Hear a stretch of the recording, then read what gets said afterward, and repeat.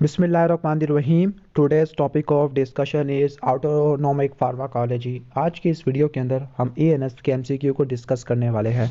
तो आपने वीडियो को अभी से ही लाइक कर देना है, चैनल पर नहीं हो तो सब्सक्राइब कर देना है। बहुत सारे एमसीक्यूज ऐसे होते हैं जो मिनी कैटसिंग से कवर नहीं हो पाते, तो वो लिपन कोड से कवर होते हैं। तो हम इन एमसीक्यू को स्किप कर देंगे। जो एमसीक्यू मेनली कैटसिंग से कवर हो गए हम उसी को देखेंगे। सबसे पहले लिखे हुए विच ड्रग प्रोड्यूसेस। हाँ, ये भी बताता जाओ कि ऑटोनॉमिक नर्वस सिस्टम के अंदर स्केलेटल मसल रिलैक्सेंट वाला चैप्टर आता है, क्योंकि स्केलेटल मसल रिलैक्सेंट के अंदर जो नॉन डीपोलराइजिंग न्यूरोमस्कुलर ब्लॉकेड और डीपोलराइजिंग न्यूरोमस्कुलर ब्लॉकेड ड्रग आ जाती है, डीपोलराइजिंग और नॉन डीपोलराइजिंग, जिनको स्केलेटल मसल रिलैक्सेंट बोलते हैं। ठीक हो गया। तो वो ड्रग भी एएनएस के साथ ही हम पढ़ेंगे। तो पहला एमसीक्यू है कि वो कौन सी ड्रग होती है जो शुरू में ट्रांजिएंट मसल फैसिकुलेशन करवाती है, इसके बाद मसल्स की पैरालिसिस होगा, और इसकी मसल पैरालिसिस को रिवर्स करने के लिए हम नियोस्टिग्मीन नहीं दे सकते। नियोस्टिग्मीन एसिटाइल कोलिन एस्ट्रेस इनहिबिटर वाली कैटेगरी से बिलोंग करती है, इनडायरेक्ट कोलिनोमिमेटिक है। तो कौन सी ड्रग होती है जो फेज़ 1 के अंदर कॉन्ट्रैक्शन करती है लेकिन फेज़ 2 के अंदर पैरालिसिस करती है? तो वो सक्सिनाइल कोलिन होती है। सक्सिनाइल कोलिन को तोड़ने वाला एंजाइम सूडोकोलिन एस्ट्रेस होता है। Topically ocular administration of tropicamide. Tropicamide ये ड्रग होती है, एल्ट्रोपिन की छोटी बहन है। तो और एल्ट्रोपिन आपको पता है कि मस्क्रीनिक ब्लॉकर होते हैं, तो इसकी वजह से जो कॉन्ट्रैक्शन ऑफ सिलेरी मसल हो नहीं सकता, वेजो कंस्ट्रक्शन भी नहीं हो सकता, मियोसिस भी नहीं हो सकता, तो आयरस स्फिंक्टर मसल की रिलैक्सेशन हो सकती है। नंबर 3, एट्रोपिन की वजह से क्या नहीं होगा? हेलोसिनेशन होती है, ब्रोंको स्पैज्म नहीं होगा, ब्रोंको डायलेशन होगी, क्योंकि ब्रोंको स्पैज्म पैरासिम्पैथोमिमेटिक एक्शन है और ब्रोंको डायलेशन है, ये पैरासिम्पैथोलिटिक एक्शन है। Fourth, anticholinergic drug are useful in the treatment of Parkinson, क्योंकि एसिटाइल कोलिन ड्रग जो एंटीकोलिनर्जिक ड्रग होती है वही इस्तेमाल होती है। ठीक हो गया। और आपको पता है कि पार्किंसन के अंदर न्यूरो इम्बैलेंस हो जाता है। ओके, न्यूरो इम्बैलेंस आ जाता है। ठीक है। तो इम्बैलेंस को ट्रीट करने के लिए हम इस्तेमाल करते हैं। इसके बाद है 5 MCQ। A 10-year-old boy has had peanuts for lunch at school. तो उसको उर्टिकेरिया, ईचिंग और डिफिकल्टी इन ब्रीथिंग हो गया। इन शॉर्ट उसका एनाफिलैक्सिस हो गया, और एनाफिलैक्सिस के लिए ड्रग ऑफ चॉइस होती है एपिनेफ्रिन। ठीक हो गया। एपिनेफ्रिन ड्रग ऑफ चॉइस होती है। इसके बाद most suitable drug for the treatment of myasthenia gravis. Myasthenia gravis को ट्रीट करने के लिए हम फाइसोस्टिग्मीन ही देंगे, क्योंकि फाइसोस्टिग्मीन सीएनएस में चली जाएगी, तो नियोस्टिग्मीन अप्लाई करते हैं। एट्रोपिन की टॉक्सिक डोज सब चीज़ें करवा देगी, क्या नहीं करवाएगी? तो ये एमसीक्यू दोबारा आ चुके हैं, ब्रोंकोस्पैज्म। यूएचएस के एमसीक्यू रिपीट होते हैं या फिर ये बुक रिपीट करती है। Regarding phentolamine and tolazoline, which of the following statement is most appropriate? Phentolamine और फिनॉक्सीबेंजामीन एड्रीनो रिसेप्टर ब्लॉकेट वाली कैटेगरी से आ जाते हैं। जो रिवर्सिबल के अंदर फेंटोलामीन और इरिवर्सिबल के अंदर फिनॉक्सीबेंजामीन आ जाते हैं। ठीक है। तो अगर इनकी बात करते हैं फेंटोलामीन की और टिलाजोलामीन की, तो क्या बात इनके बारे में अप्रोप्रिएट है? क्या बात बिल्कुल ठीक है? तो आपको पता है कि जो ये अल्फा रिसेप्टर को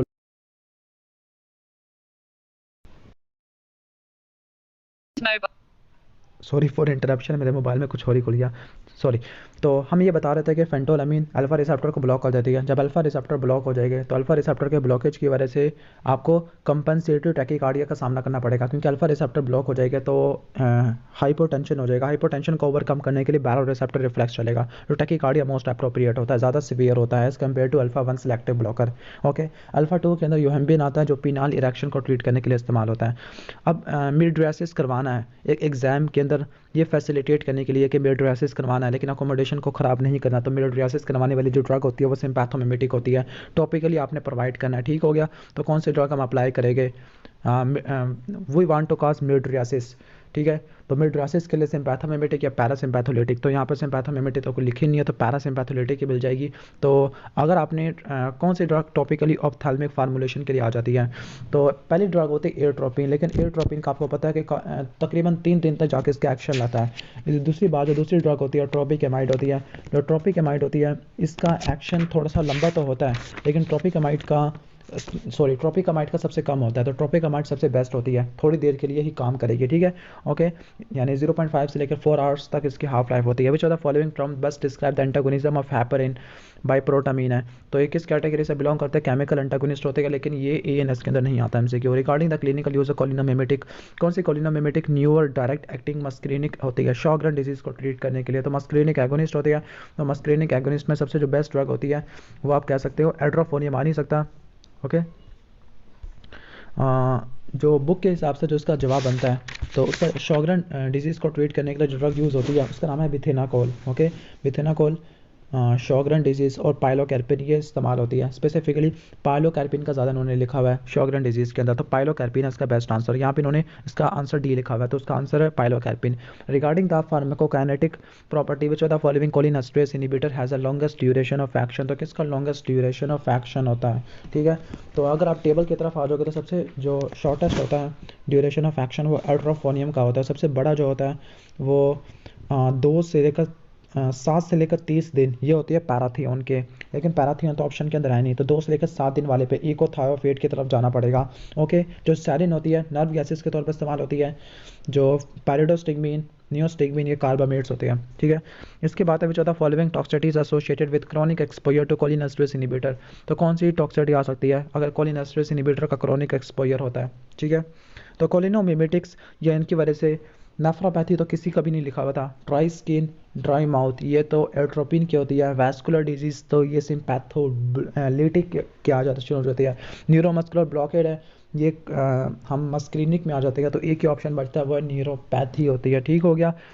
न्यूरोपैथी आना शुरू हो जाती है। आपको पता है कि कुछ CNS के ऊपर जो मस्क्रीनिक रिसेप्टर्स होती हैं वो स्टिमुलेट होना शुरू हो जाती है। ओके, नेक्स्ट है which of the following is a correct statement regarding the use of anti muscarinic agents, तो एंटी मस्क्रीनिक एजेंट्स के बारे में क्या करेक्ट स्टेटमेंट है। तो सबसे पहला उल्टा स्टार्ट करते हैं। Papaverine is one of the oldest drug in the anti muscarinic drug, तो प्रोपेवरिन क्या एंटी मस्क्रीनिक ड्रग वाली कैटेगरी के अंदर आती है, तो I think papaverine is not a anti muscarinic drug. इसके बाद है ट्रोस्पियम कॉजेज इंक्रीजेज वॉइडिंग। अब जो पहली बात है कि जो पैरासिम्पैथोलिटिक होती है वो मिक्चुरेशन रिफ्लेक्स को ब्लॉक कर देगी, तो मिक्चुरेशन रिफ्लेक्स ब्लॉक हो जाएगा तो ये वाइडिंग को स्लो करना चाहिए था, ठीक है। जो ipratropium is used in the glaucoma, ipratropium glaucoma में इस्तेमाल नहीं होती। Oxybutynin is used to increase bladder spasm, कम करने के लिए इस्तेमाल किया जाता है, तो उससे बेस्ट ऑप्शन होगा alpha. 15 regarding the pharmacokinetics of pharmacodynamics mechanism of action की बात करते हैं, तो which of the following beta adrenergic, तो किसके पास लोकल एनेस्थेटिक एक्शन होता है, ठीक हो गया। तो अगर हम सिम्पैथोलिटिक वाले चैप्टर की तरफ आते हैं तो लोकल एनेस्थेटिक वाला कहती है कि लोकल एनेस्थेटिक वाला टिमोलोल के पास और बिटॉक्सोलोल के पास नहीं होता, जो जिसकी वजह से ग्लूकोमा के अंदर इस्तेमाल होती है, बाकी ड्रग्स के पास आता है, ठीक है। अब यहाँ पर जो एस-ब्यूटालोल को उन्होंने सिलेक्ट किया हुआ है, बिटॉक्सोलोल के पास नहीं होता। एटिनोलोल ये MCQ के बारे में कंफर्म नहीं है क्योंकि लिपन कॉर्ड से लिया गया है। Which are the following drug causes increase in intraocular pressure, तो कौन सी ग्लूकोमा करवा देती है, तो पहली बात प्रोपेनोलोल, फेनिटोइन है, कीटामीन है, डोपामीन है, अमॉक्सिलिन। अमॉक्सिलिन का कोई भी रोल नहीं था, डोपामीन का भी कोई रोल नहीं है, कीटामीन का में भी कुछ रोल आ सकता है, तो कीटामीन को हम सिलेक्ट कर लेते हैं। इसके बाद है peripheral adverse effect of levodopa. अब ये वाला जो MCQ है 1 सेकेंड CNS से लिया गया है तो हम इसको छोड़ देते हैं। In hypertensive crisis is most likely hypertensive crisis, ये भी CNS से MCQ लिया गया है। और 20-year-old मैन विद एब्सेंस, ये भी CNS का MCQ है। नेक्स्ट ये भी CNS का MCQ, आई थिंक मैं CNS वाले MCQ की तरफ नहीं चला गया। Okay, after administration of epinephrine, epinephrine को देने के बाद हार्ट रेट, कॉन्ट्रैक्टिलिटी और कंडक्शन रेट तीनों के तीनों बढ़ गया। Which of the following adrenergic receptor is responsible, तो बीटा 1 होता है मेनली, आपको पता है। अब we have a patient with essential hypertension and unusually high circulating catecholamine, तो उसको फियोक्रोमोसाइटोमा हो गया, तो हमने दोनों रिसेप्टर को ब्लॉक करना है एक ड्रग यूज़ करते हुए। तो कौन सी ड्रग होती है जो दोनों रिसेप्टर को ब्लॉक कर देती है, कैल्बिडालोल और लेबेटालोल आ जाती है। ओके, अब पेशेंट फार्मर है, इमरजेंसी डिपार्टमेंट में आ गया, कन्फ्यूज्ड है, लॉस ऑफ कॉन्शियसनेस है, स्वेटिंग है, यूरिन इनकॉन्टिनेंस है, इसका मतलब उसको ऑर्गेनोफॉस्फेट है। फार्मर है तो फिर इंसेक्टिसाइड का यूज़ किया होगा, तो ऑर्गेनोफॉस्फेट वाला मोस्ट प्रोबेबली आ जाता है, ठीक है। और ऑर्गेनोफॉस्फेट के लिए जो एंटीडॉट होता है वो एट्रोपिन आता है और पैरालिडॉक्सिम आता है, ठीक है। नॉन डिपोलराइजिंग न्यूरोमस्कुलर ब्लॉकेड, तो सब चीज़ें करवा देते हैं, क्या नहीं करवाते। तो पहली बात कि इनिशियल जो एक्टिवेशन होती है वो सक्सिनाइलकोलिन की वजह से होती है, नॉन डिपोलराइजिंग की वजह से नहीं होती। नेक्स्ट है which of the following drug is use to confirm diagnosis के लिए, डिफरेंशिएशन के लिए एट्रोफोनियम यूज़ करते हैं, ठीक है। इसके बाद नेक्स्ट है एग्रीकल्चर वर्कर है। जब भी वर्ड एग्रीकल्चर का आ जाए तो आपने ऑर्गेनोफॉस्फेट की तरफ जाना है, ठीक है। तो यहाँ पे लिखा है कि कौन सी ड्रग मसल स्ट्रेंथ को बढ़ा देगी, would increase muscle strength in this patient, तो कौन सी ड्रग मसल स्ट्रेंथ वाले पेशेंट को बढ़ा देगी, तो इंक्रीज न्यूरोट्रांसमीटर डिग्रेडेशन है। न्यूरोट्रांसमीटर डिग्रेडेशन ये अजीब सा MCQ था, बड़ा अजीब से, इसको छोड़ दो। फिर टॉक्सिक डोसेज ऑफ एयरट्रोपिन, तो ये बात दोबारा से आ गया है, ब्रोंकोस्पैज़म है इसका answer. After suffering a spinal cord injury 30-year-old carpenter exhibit hypotension and bradycardia. आपको पता है कि स्पाइनल कॉर्ड इंजरी में सिंपैथेटिक टोन खत्म हो जाती है, तो फिर हमने सिंपैथेटिक टोन को बढ़ाना है। न्यूरोजेनिक शॉक हो गया, और न्यूरोजेनिक शॉक के लिए हम ड्रग यूज़ करते हैं, वो डोपामीन नॉरएपिनेफ्रिन यूज़ करते हैं। ठीक हो गया, ये बुक की स्टेटमेंट होती है। नेक्स्ट है a patient with myasthenia gravis is successfully treatment with neostigmine, लेकिन उसको कार्डियोवैस्कुलर और जीआईटी सिम्टम आना शुरू हो गए, तो इसको ब्लॉक करने के लिए एट्रोपिन लिया गया। तो एट्रोपिन को यूज़ करने की वजह से कौन से रिस्क फैक्टर आना शुरू हो जाते हैं? तो एट्रोपिन की वजह से आपको पता है ड्राई माउथ सिक्रेशन तो कम हो गई होगी, लेकिन इंपॉर्टेंट तो नहीं है। ऑक्यूलर डिस्टर्बेंस हो गई, लेकिन जो रिस्पायरेटरी मसल की पैरालिसिस सबसे इंपॉर्टेंट होती है। ठीक है, वेगल टोन है। आगे 50-year-old man is suffering from chronic wide angle glaucoma. Glaucoma के लिए ड्रग जो होती है, सारी ड्रग्स का आपको बता देता हूँ। ड्रग्स हम बीटा ब्लॉकर यूज़ करते हैं, इसमें टेमालोल, बिटॉक्सोलोल आती है। प्रोस्टाग्लैंडिन में लेटानोप्रोस्ट है। कोलिनोमिमेटिक में बाइलोकैरिपिन, फाइसोस्टिग्मीन। अल्फा एगोनिस्ट के अंदर non selective epinephrine, alpha 2 selective agonist के अंदर एप्रोक्लोनिडिन, ब्रिमोनिडिन, कार्बोनिक एनहाइड्रेस इनहिबिटर के अंदर एस्टाजोलामाइड, डोसोलामाइड, और ऑस्मोटिक एजेंट पे मैनाटोल यूज़ हो जाता है। तो इसका सही ऑप्शन होगा टेमोलोल और बिटॉक्सोलोल। मिथोनाकोल को सबकुटेनियसली देते हैं एब्डोमिनल डिस्टेंशन वाले पेशेंट में, गैस्ट्रिक और टॉनिक में। तो कौन सा इसका साइड इफेक्ट नहीं आना चाहिए? तो मिथोनाकोल पहली बात है किस कैटेगरी से बिलोंग करती है? कोलिनोमिमेटिक वाली कैटेगरी से बिलोंग करती है। हार्ट रेट तो कम हो गई होगा। ठीक है, स्केलेटल मसल की ट्विचिंग है, तो मिथेनोकोल पहली बात कि इसकी वजह से skeletal which of the following is not administrated. तो स्केलेटल मसल के ऊपर जो पड़े हुए होते हैं वो आपको पता है एन पड़े होते हैं, ठीक, सॉरी एम पड़े होते हैं। ओके, एम निकोटिनिक पड़े होते हैं, जबकि मिथेनोकोल तो मस्करेनिक रिसेप्टर के लिए स्पेसिफिक होती है। ठीक है, इसके बाद which of the following drug produces the muscle fasciculation followed by muscle paralysis. Succinylcholine है। Difficulty reading in artificial light है। Bilateral lens opacities are diagnosis. Surgery के बाद पाइलोकार्पिन के ड्रॉप्स दिए जाते हैं। पाइलोकार्पिन कोलिनोमिमेटिक है, कोलिनोमिमेटिक मियोसिस करवा देती है, और इसके अलावा मियोसिस के अलावा और क्या करवाती है? ये सिलेरी मसल की कॉन्ट्रैक्शन करवा देती है, तो अकोमोडेशन के लिए। ठीक है, ओके, यहाँ पे इन शॉर्ट कंप्लीट मियोसिस है, तो मियोसिस आपको पता है कोलिनोमिमेटिक की वजह से हो सकता है। अब किसके पास इंट्रिंसिक सिम्पैथोमिमेटिक है? तो पार्शियल एगोनिस्ट पी से होता है इंट्रिंसिक सिम्पैथोमिमेटिक। तो ये जो पार्शियल एगोनिस्ट वाले होते हैं इनके पास कुछ ना कुछ सिम्पैथोमिमेटिक एक्टिविटी भी होती है, और सिम्पैथोमिमेटिक एक्टिविटी इसका निमोनिक था PA। ठीक है, पार्शियल एगोनिस्ट। तो P से पिंडालोल है, A से एस्बिटालोल, L से लेबिटालोल, और ठीक है, कहने का मतलब कि इसका सही जवाब है पिंडालोल, लेकिन इन्होंने नाडालोल लिखा है। नाडालोल का लॉन्ग एक्शन होता है, लेकिन ये पार्शियल एक्टिविटी नहीं होती, तो इसका सही जवाब है पिंडालोल, नाडालोल नहीं है। एक पेशेंट को ट्रांस इमरजेंसी डिपार्टमेंट में शिफ्ट किया गया है, ट्रांसपोर्ट किया गया है बाय एम्बुलेंस। ठीक है, ओके, और इसको फेंटिंग के एपिसोड से कॉज ये था कि कोई ऐसी ड्रग ली है जिसने ऑर्थोस्टैटिक हाइपोटेंशन करवा दी, और आपको पता है कि ऑर्थोस्टैटिक हाइपोटेंशन प्लाजोसिन की वजह से सबसे ज़्यादा आ जाती है। ठीक है, अल्फा 1 ब्लॉकर की वजह से आ जाती है, लेकिन यहाँ पे इन्होंने CNS का MCQ दिया हुआ है, दिमाग खराब है। बीटा 2 एगोनिस्ट का फार्माकोलॉजिकल एक्शन कौन सा नहीं होता? ब्रोंकियल स्मूथ मसल को रिलैक्स करवाते हैं, मास्ट सेल से रिलीज को ब्लॉक कर देते हैं, हार्ट रेट को बढ़ा देते हैं, कुछ ना कुछ हार्ट के पर भी होते हैं, डिक्रीज इंट्रासेलुलर बल्कि साइक्लिक एमपी को बढ़ा देते हैं, GS के जरिए काम करते हैं। अब विलेजर वास एक्सपोज तो ऑर्गेनोफॉस्फेट है, डंबल्स वाला मिमोनिक चलेगा। ठीक है, और विच of the following drug will you administer? तो उसको ट्रीट करने के लिए आप एट्रोपिन देते हैं, ना कि एट्रोपिन और पैरालिडॉक्सिन, ना कि एट्रोपोनियम, ये गलत लिखा हुआ है, ध्यान से पढ़ना इसको।